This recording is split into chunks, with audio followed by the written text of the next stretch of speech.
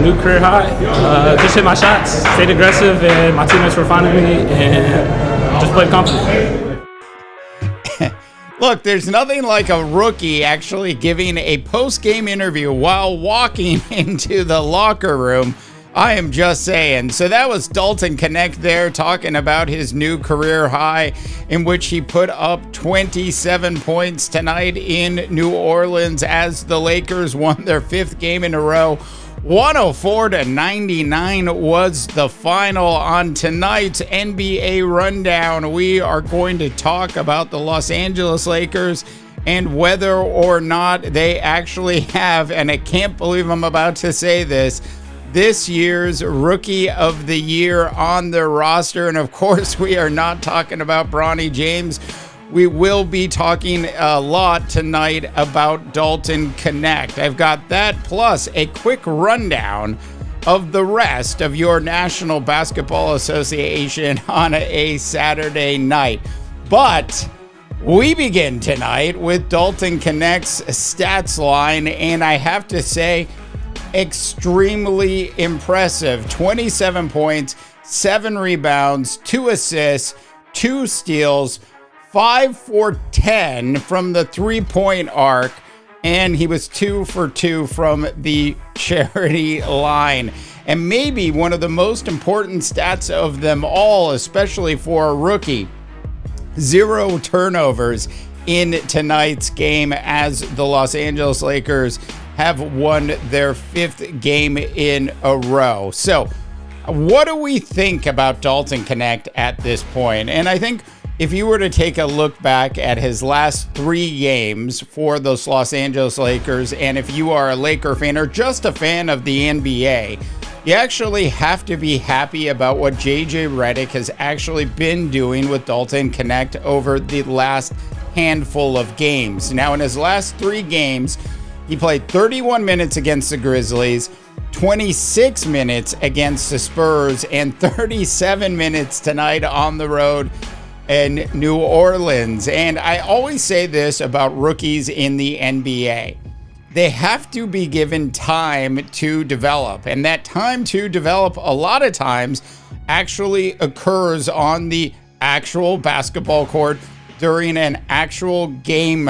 Real-time game experience is so important to young players in the NBA. I mean, so many times we see rookies being thrown back to the G League and then being thrown back into the regular league. And I'm glad that the Los Angeles Lakers are not doing that with Dalton Knecht. Even if he struggled early in the season, they've stayed the course with him. And I think JJ Redick is probably the perfect, if you will, head coach for a young Dalton Knecht entering his rookie season in the NBA.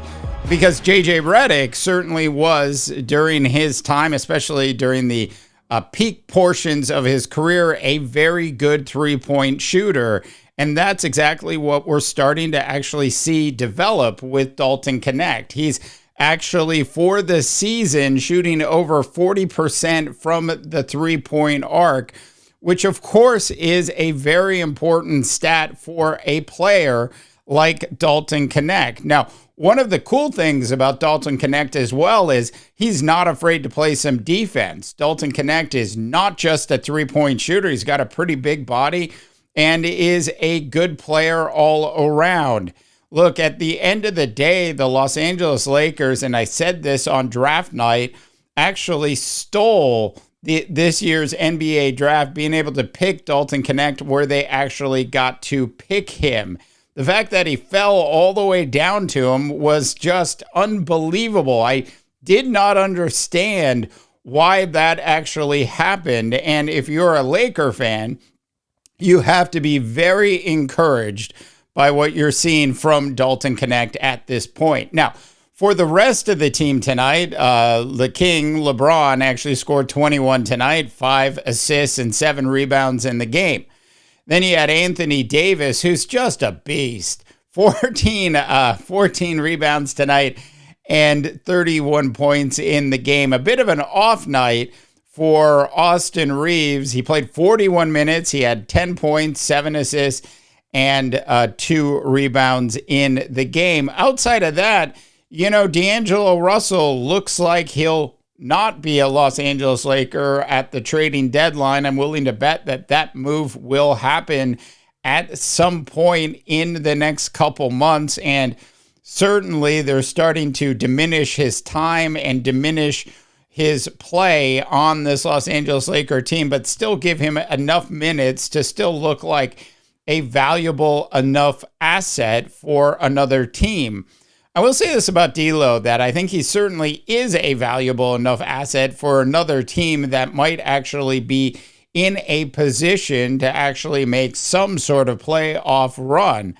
But if you are just looking to clear salary cap space, then, maybe dumping D'Angelo Russell there, and you've got some other player you want to get rid of, maybe D'Lo ends up on one of the lower tier teams, which of course then his stats would certainly start to skyrocket. But at the end of the day, his 7 points tonight and 5 assists and 1 rebound in 21 minutes of playing time is about what you can expect from D'Lo at this point. Max Christie played 30 minutes and put up a whopping 2 points in the game. I'm just saying. All right, now look, Dalton Knecht is, I believe, the real deal, at least from a 3-point shooting perspective. I believe that Dalton Knecht can finish his rookie year shooting over 40% this year. And I think the Los Angeles Laker brass believe the same thing. I think at the end of the day, the question will be, is Dalton Knecht's defense going to continue to improve? Is Dalton Knecht's meshing with the other players on this team also going to continue to improve? Look, if you are new to the NBA Rundown, thanks so much for tuning in. Please go ahead and subscribe and, of course, like this video. We are on audio as well, so you can check us out on Spotify, iHeartRadio, Amazon, Google, etc., wherever you get your podcasts. Now, it is also important to note that LeBron James, historically, throughout his career, hasn't really done well with the new rookies that have been on his team, has he? I mean, I think if we're being honest with each other, we would say that LeBron has never really had a great rookie actually take off under his leadership as a superstar in the NBA. We've seen a lot of rookies not quite find their footing with LeBron being on the court at the same time. Now, LeBron, of course, is at a different stage of his career. He's at that stage of his career where shooting a lot of threes certainly makes a lot of sense. It's not to say that LeBron's still not really great at the bully ball aspect of his game that we've all grown to love and know over the years. It's just that his game has changed, which is allowing him to actually prolong his career. And I think LeBron at this point absolutely understands what the chess pieces really mean on this particular Los Angeles Laker roster. Look, the Lakers don't have a Steve Kerr Golden State roster at this point where they're going to play 12 different players every night. That's not who this team is. Now, no Ruri tonight in the game. And we know that Gabe Vincent has also been disappointing. And I wouldn't be surprised to see when D'Lo gets traded if Gabe Vincent also gets traded as well. It's also safe to say that Dalton Knecht tonight got more minutes because Ruri wasn't actually in the game tonight. So we'll have to see how the Los Angeles Lakers and JJ Redick and the rest of the coaching staff actually play this. Now, before we get into the rest of the NBA, which we'll cover for you super quick, I did just want to come back to the Rookie of the Year discussion. And, you know, the problem that Dalton Knecht will ultimately have with actually having a real shot at winning this award is getting and securing enough minutes during the regular season. Now, if he were to play 37 minutes every night and score over 20 points on average for this particular year, then yes, he would probably win Rookie of the Year. The question is, will there be enough minutes for Dalton Knecht to actually grow into throughout the season to actually really put his name in that Rookie of the Year hopper. Now, from what we've seen over the last handful of games with JJ Redick actually upping his minutes, with Dalton Knecht not just taking those minutes and just standing around doing nothing, Dalton Knecht's actually looking for the ball. How often have you seen other rookies as well as veterans actually just go hang out in the corner and just wait for the ball to arrive? That is not what Dalton Knecht is doing. He is, if you will, playing like a Golden State Warrior on a Los Angeles Laker team. In other words, he's moving around a lot and not just sitting there waiting for the ball to arrive. That right there is a coach's dream, especially with a rookie player who can actually light it up from the three-point arc well above 40%. So I think Dalton Knecht absolutely has a real shot at winning this year's Rookie of the Year award.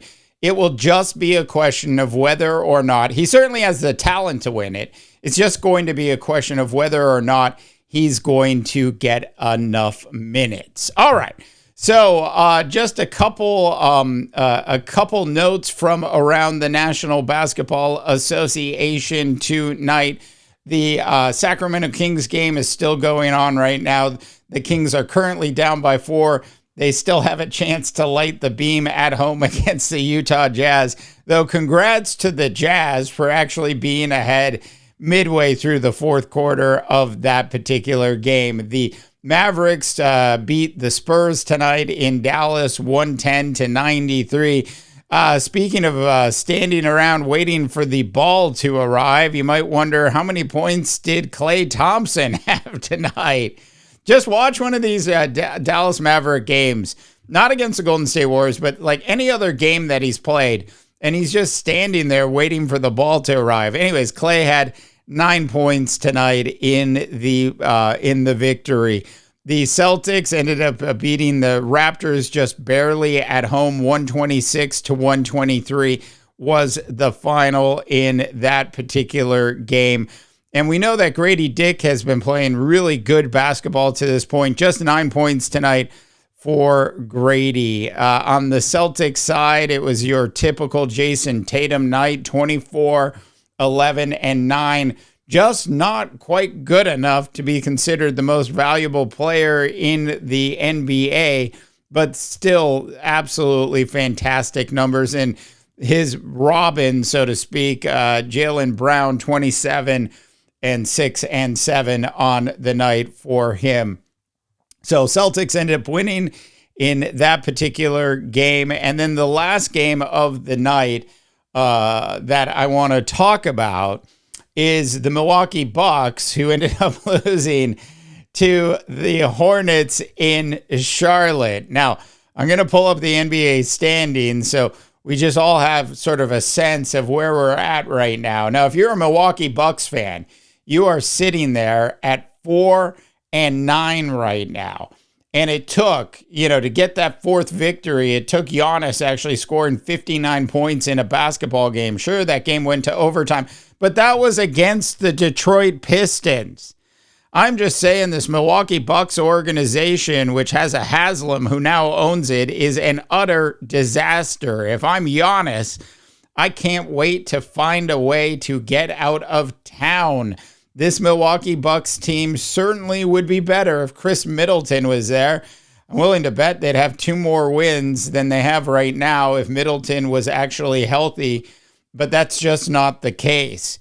I have to say, if you take a look around the Eastern Conference and you look at the teams above the Milwaukee Bucks at this point, it's the Chicago Bulls, the Nets, the Pacers, the Hornets, who are now 5-7. The Pistons, 6-8, are in the 7th spot.